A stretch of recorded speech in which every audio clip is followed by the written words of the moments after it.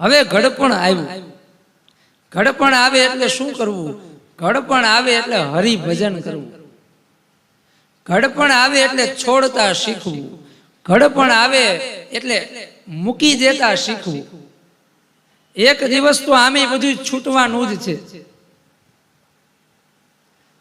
અને અમે તો ઘણી વાર કહીએ છીએ, કારણ કે કથામાં બધાથી વધારે કોણ હોય? તો કથામાં બધાથી વધારે વડીલ લોકો હોય. તો વડીલોને અમે એક સુંદર મજાની સલાહ આપીએ છીએ કે તમે ઘરડા થઈ ગયા હોય, તમારા દીકરાની ઘરે બાળકો રમતા હોય, દીકરાની વહુ આવી ગઈ હોય, એવું તમારું ઘર હોય, અને પછી તમારે ઘરની અંદર શાંતિ જોઈતી હોય, તો રોજ સવારે વહેલા ઉઠી અને ફળિયાની અંદર, ઓસરીની અંદર સોફો મૂક્યો હોય, ઝૂલો મૂક્યો હોય, ત્યાં બેસવું. બેસીને શું કરવું? તો કે દીકરાની વહુ છે એ કચરા પોતા કરતી હોય, એ સમયે એ દીકરાની વહુ સાંભળે એવી રીતે એ વહુના બાપુજીના વખાણ કરવા કે આપણે કેટલા ભાગ્યશાળી છીએ, આપણને કેવા વેવાય મળ્યા.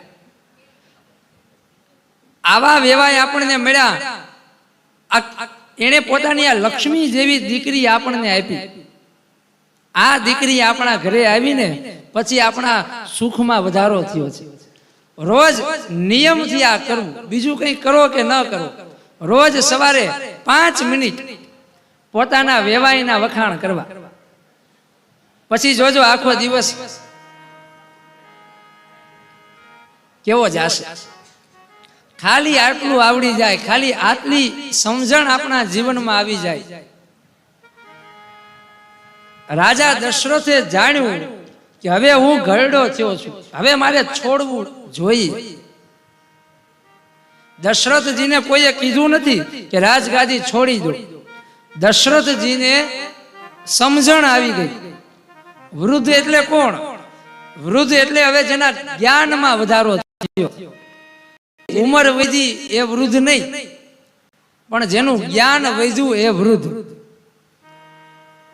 જેના જીવનમાં ભક્તિનો વધારો થયો એ વૃદ્ધ. જેની સમજણ વધી એ વૃદ્ધ. જેના જીવનમાં હવે છોડવાની ભાવના આવી એ છે વૃદ્ધ. આવું ઘડપણ મારું ને તમારું હશે તો એ ઘડપણમાં પણ ઘણો આનંદ હશે. ઘડપણ કેવું હોવું જોઈએ એ રામાયણ આપણને શીખવાડે છે. પછી તિજોરીની ચાવી જે દીકરાની વહુને આપી દેવી. એક દિવસ તો એ લઈ જ લેશે, પણ એ માગે એ પેલા એને આપી દેવી. દશરથજીએ વિચાર કર્યો છે કે હવે છોડવાનો સમય આવ્યો. ઘણી પ્રવૃત્તિ કરી, હવે સમય છે નિવૃત્તિનો. અને તરત ગયા છે ગુરુદેવની પાસે. ગુરુદેવની પાસે જઈ અને કહ્યું કે બાપજી, આજ મેં મનરૂપી મુકુરમાં જોયું તો મને એક સફેદ વાળ દેખાણો અને મને હૃદયમાં થોડોક વૈરાગ્ય થયો કે રામજી હવે યુવાન થઈ ગયા છે, તો મારે રામજીને રાજગાદી સોંપી દેવી છે અને મારે હવે તપ કરવું છે. તો મને કોઈ સારું મુહૂર્ત આપો કે જેથી હું એ મુહૂર્તમાં રામને રાજગાદી આપી શકું.